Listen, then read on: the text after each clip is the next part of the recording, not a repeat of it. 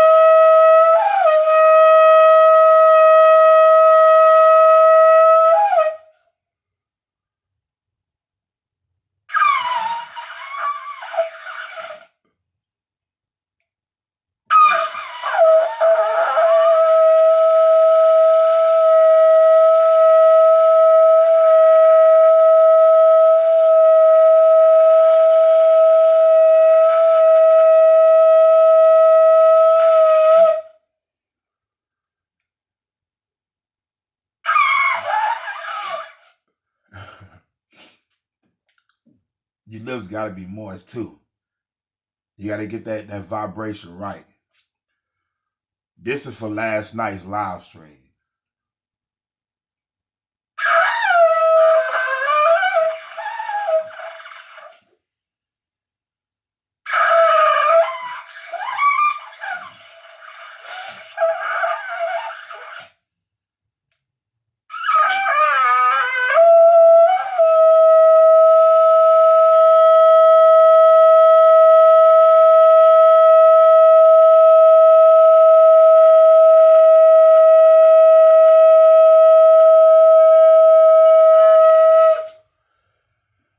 That's what I was trying to get. Like I said, you have to move it around, play with it until you get the hang of it.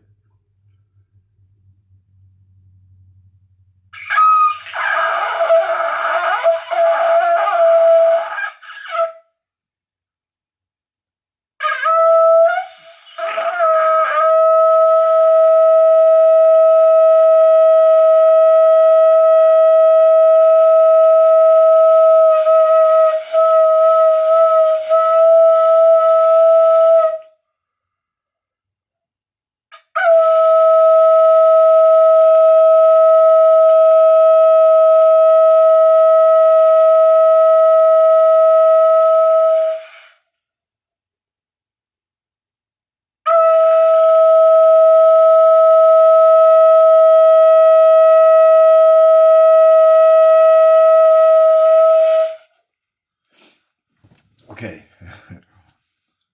Now, like I said, that was for last night's stream. Hold on.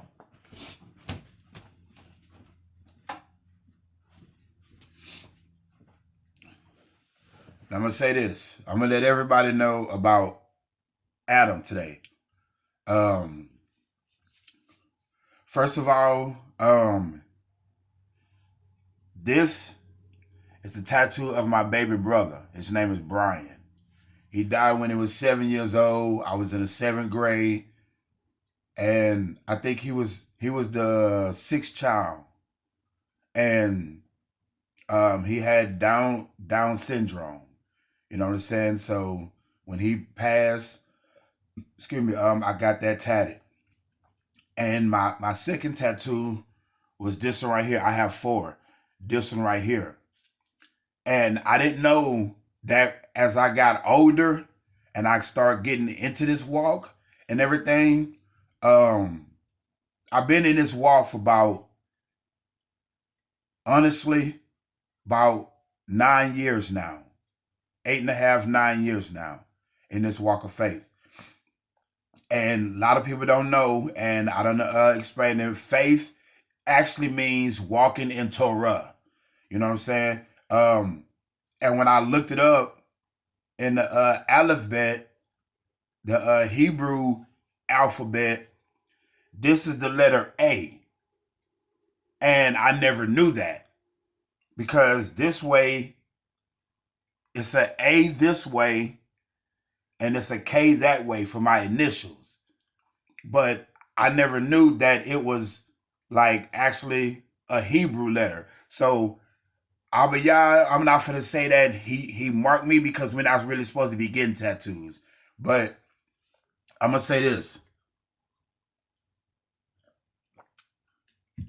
Last night live stream was powerful.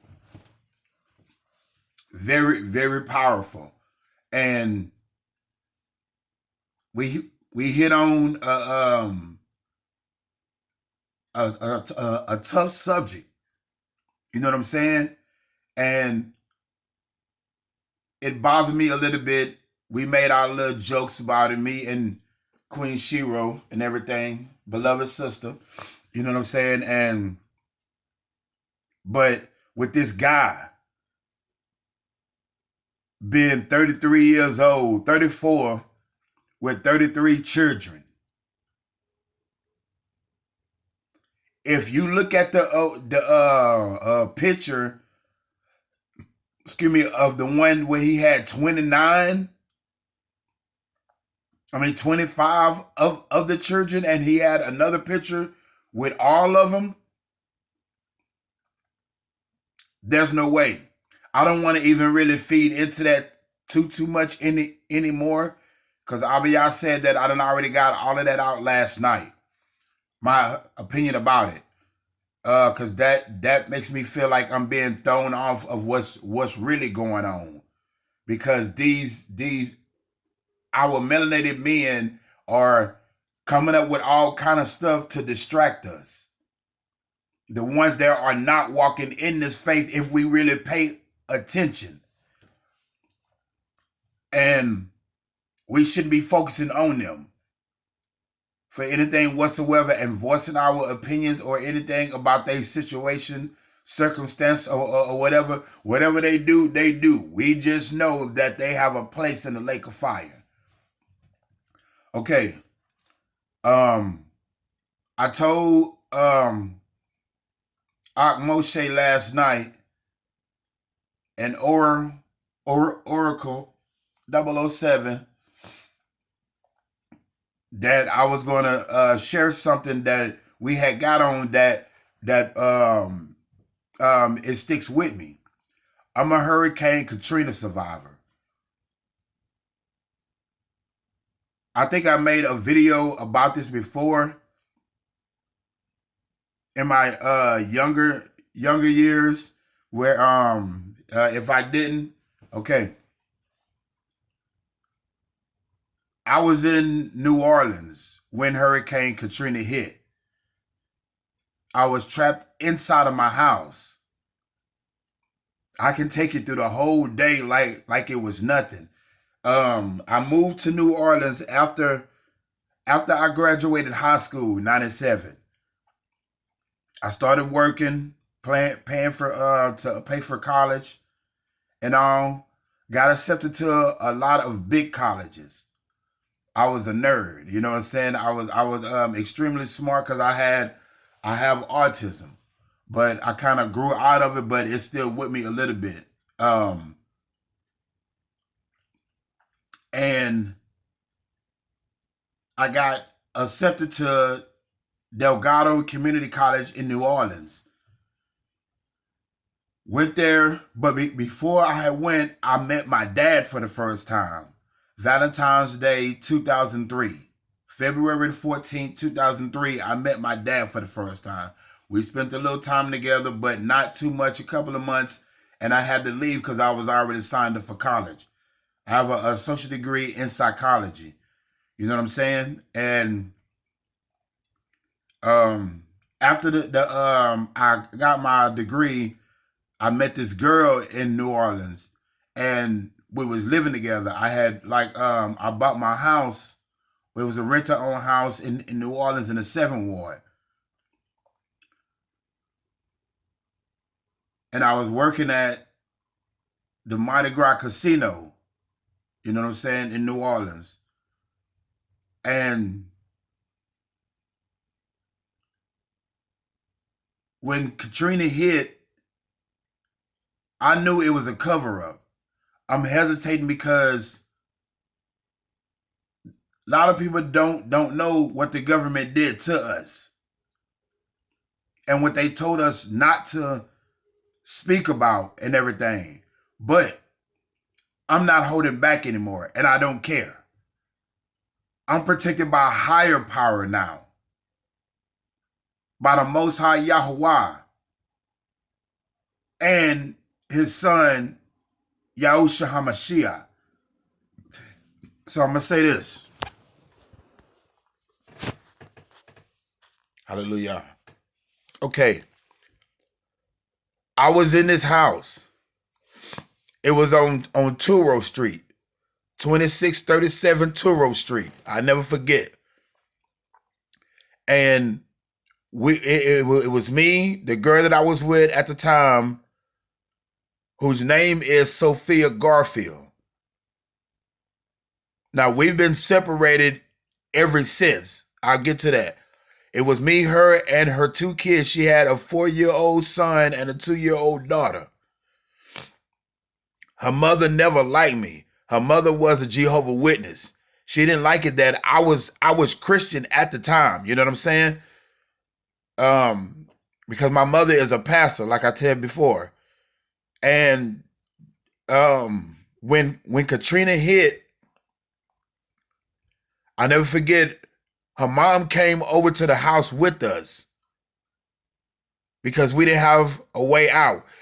The government lied. When y'all seen all those vehicles that ran out of gas on the interstate and everything, on the highways, that's because they didn't tell us until the last minute. We didn't get no notification about no hurricane coming until I think it was like a day or two before Katrina hit, because they thought it was going to just pass over.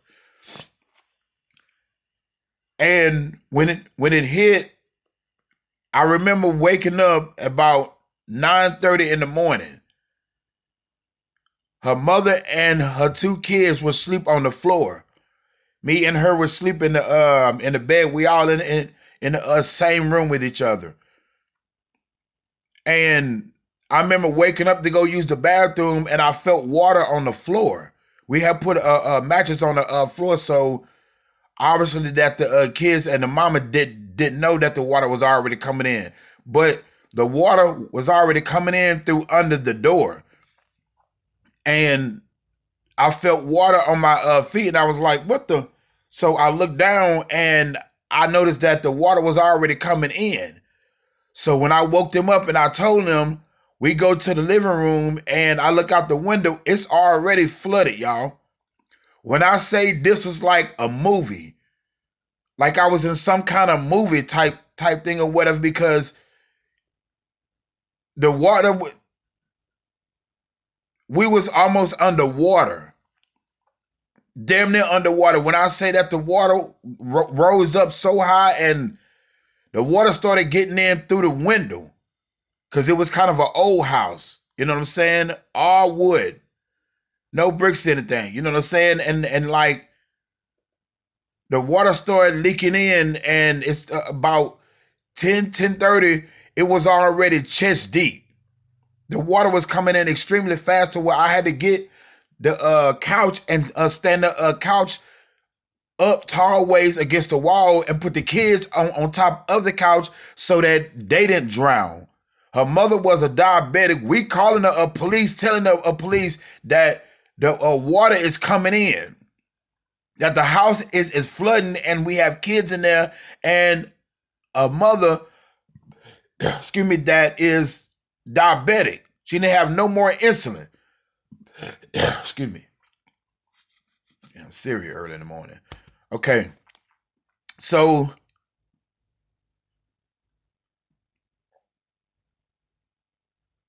when the water was coming in, and the Orleans police told us that they're not finna send their people out to rescue us and something happened to them. They wasn't finna sacrifice their officers. So when they was telling y'all that, and these white people say, y'all go pay for that. That's why what's happening to New Orleans, what's finna happen to New Orleans, is gonna get wiped out. It's gonna be underwater, trust me. It's gonna be wiped out because of what y'all did to us. When we finally got out of that house, first of all the water was rising up so high to where everything in the house started floating, y'all. Everything in the house was floating. Everything. And the kids was in the living room with my girl at the time and her mother. We was trying to get out. We were trying to find anything that we can to turn into a boat. She got one of the little plastic totes where you put clothes in and everything, store stuff, and put the kids in that, but it was rocky. So that wasn't going to work. So we wound up getting, hold on. We wound up getting the deep freezer. It was a little a small square deep freezer, and she opened it up. I tore the lid off of it, and we put the kids inside of it. But that was rocky too. So what I wound up doing was I asked her, I said, "Babe, where's the hammer at?"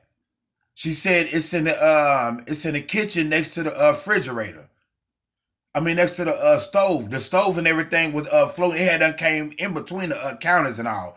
So I open up the drawer, I get the hammer, and next thing I know, like I get the refrigerator, and I flip it over to where the motor, the back of it is under the water.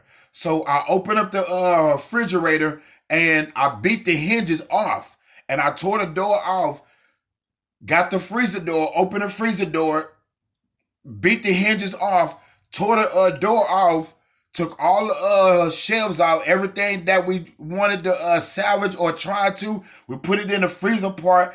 I pushed it in the living room, and I put the kids in the refrigerator part, and it was floating. And I stood on one side, my girl stood on the other side, her mother stood at the back of it. No, her mother was on the other side. My girl stood at the back of it, and we pushed it out. But when we got outside, this was the scary part, y'all. It was so much water in that city. When I say it was so much water in that city, when we got outside, the water was so high. Every house, I thought we was in the middle of the ocean.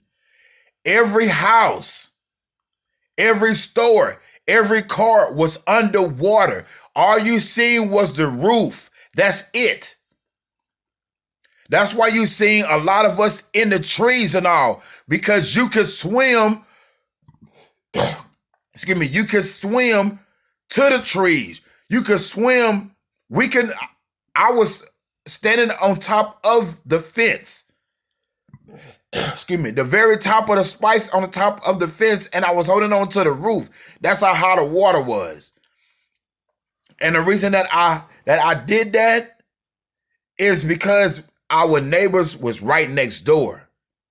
It was a guy named Carlos, and his wife name was Nikki. They had 2 kids also, a 4-year-old girl and a 2-year-old boy. We had a 4-year-old boy and a 2-year-old daughter. Watch this. We was going to ride it out. They wind up putting sandbags on the inside and outside of the door so it didn't flood. We didn't have that many sandbags, and they boarded up the windows on the inside and the outside. We made a pact that we was going to beat on the wall to make sure that everybody is okay if the first person made it out. So I got everybody on the front porch. I look out in the middle of the road. We couldn't step off the porch. If you step off the porch, that's your life. At this time, I'm scared. I'm praying. I'm saying, God, at the time, God, please help me. I don't want to die like this, but if this is how I'm supposed to die, then so be it. And I look out in the middle of the road, and I see a dog paddling. He got about 2 paddles in and just dropped. And then I see something that would never get out of my head. A baby, a newborn baby, floated right in front of me and was going down the road like debris. A baby. We couldn't save it for anything because we was gonna drown. I'm hoping that this thing would give me enough time. I think I got enough storage space. Hopefully. If not, I have to do like a part 2. Okay, but we was like when I stood on top of the fence, and when I went to the next door to the neighbors, to Carlos' house. Okay. I told my girl, hold on. I go in the living room part. I beat on the wall. No, nobody knocked back. So I go to our bedroom part. Beat on the wall. No response. I go all the way till I get back to the kitchen. Then I walk back and I tell my girl, I said, babe, look, I done knocked on all the walls. Nobody knocked back. I got one more place to go. That's the kitchen. Go to the kitchen. I beat on the wall. I get the hammer. I'm trying to bust through the wall. You heard me? I couldn't. So I go outside. I walk on top of the fence, holding on to the roof, so that I can look inside of the window. Y'all, when I tell you that I looked inside of the window and what I seen, all 4 of them was in the living room, floating in the water, dead. All 4. We started hearing people yelling out for help and everything, to be rescued. So I came back, told my girl what happened, and I'm standing on the side, holding on the side of the refrigerator, and I'm holding on to the railing on the side of the house. Because the water started rising higher and higher. It's already to my neck now. And no, about like chest deep still. And the stop sign was even underwater. See, different parts of the parish was underwater. We was right by the levers. We heard and seen the explosion, the black cloud that went up. So them saying that the levers broke, making all these HBO movies and all this DVDs and everything, saying that the levers broke, y'all a damn lie. Y'all blew those levers up so that it can flow where the low income housing was. Because Uptown, French Quarters, Bourbon Street, Canal Street never got touched. Period. Y'all knew what y'all was doing. That mayor, that melanated brother, Ray Nagin, he gave the green light. And then later wind up getting reelected. Then I think he got locked up, if I'm not mistaken. Hopefully the Most High Yah already gave him his walking papers and his birthday done expired. But we people start going around on boats. These white folks start going around on boats, and even some of our people looting. But they was going in the houses acting like they was rescuing people, but they was looting, killing people, tying them up in there. So we didn't want to get caught up or whatever. And this one guy came and rescued us. Excuse me. And it took us to this house. It was a big 2-story house. I'll never forget. The whole first floor was underwater. The water actually stopped at the balcony of the second floor. So the lady invited us in her house, gave us food, clothes, let us take a shower and everything, get our body temperature back right. And everybody in the house started going to sleep. Everybody was asleep and everything, but so we was taking shifts and we had to stay woke because the Coast Guard was coming around rescuing us and everything. So let me see how much time I got. Okay, 24 minutes. Okay, so while they was rescuing us and everything, I'm gonna try to make this quick, y'all, because I really don't know how much storage I got. They started rescuing us. I'm gonna try to sum it all up. I gotta delete some couple of apps or whatever so I can make storage space to make this longer. But they had The Coast Guard was rescuing us, and everybody in the house was asleep except me. So I'm sitting at the window looking out the window because I don't want to miss this trip when the Coast Guard come around, because they was coming around like damn near every hour on the hour. You know what I'm saying? Like trying to avoid the other people that was going around killing people, looting. So when I heard them, I knew if I went to sleep, I was going to miss this ride. So I was the eyes and the ears of the house. That's why Abba Yah put me there. Stay with me. So what I did was, when the Coast Guard came around yelling for us, I seen the little spotlight from their boat and everything. But I didn't want to alert the looters and have them come doing anything to us. So I had to come up with a plan. So I found a flashlight and the stop sign and the outlined hexagon on the whatever that hexagon, octagon, whatever it is on the stop sign, it has reflective. So I got the flashlight and I pointed it at the stop sign and I was flicking it on and off, trying to get a signal. Then the Coast Guard came, got us, rescued us and everything. And I looked at it as, if I would have never been in that house, everybody in that house would have drowned, would have been dead. They didn't let nobody know that all the schools that they opened up, everybody in there drowned. They don't want nobody to speak about that. I'm not holding nothing back. Come for me. They drowned. The OPP, Orland Parish Prison. The first floor, 500 inmates drowned. And now, if you go to that, the OPP prison where Mystical was locked up, if you go there now, I don't know if it is now, but after Katrina hit a couple of years later, they said that it's a tourist attraction now. It's a tourist site to where you can go there and get your picture taken behind the fucking bars. Y'all forgive me. I'm trying to stop cussing. Y'all forgive me. You can take your picture behind the bars of where these people lost their life. The walls of the aquarium broke. People was getting snatched under one of the heathens, a white man, Edomite, got snatched under by a shark. The water was all contaminated, toxic. So when we finally get rescued and they take us to the Superdome, where they tell us, they take us to the Legion Field Bridge. They say when you get to the top of the bridge, we're going to have rescue trucks and vans that's going to take you to the Superdome. Lie. We get to the top of the bridge, we seen what y'all seen. Excuse me. The whole bridge full with nothing but families.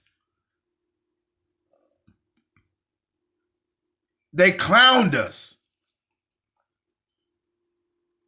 Nothing but families. We slept on that bridge for 4 days to where we got tired. No clothes hardly. Remember, everything flooded out. All I had on was a pair of boxers and pants. No shirt.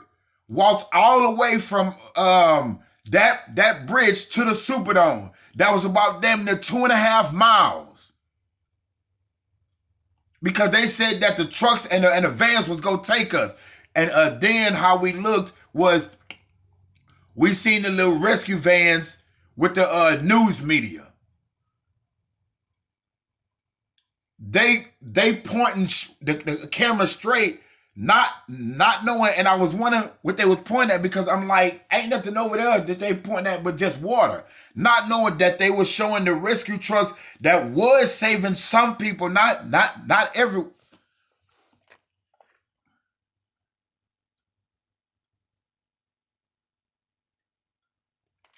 They were saving some people, not everyone. They act like they were saving everyone, but they really wasn't. You know what I'm saying? And what they wind up doing was they took us to The news cameras was pointing at the traffic of the people where they act like they was rescuing people so they can get more money from the government. But they was lying, because when you look down on the interstate, they didn't take a picture of the families that was up there down sleep up there. One lady, her daughter could have been about like 2, 3 years old, was playing on the side of the bridge, and she fell over. And the mother ran and jumped over with the baby. They both died. They both drowned. When we get to this Superdome,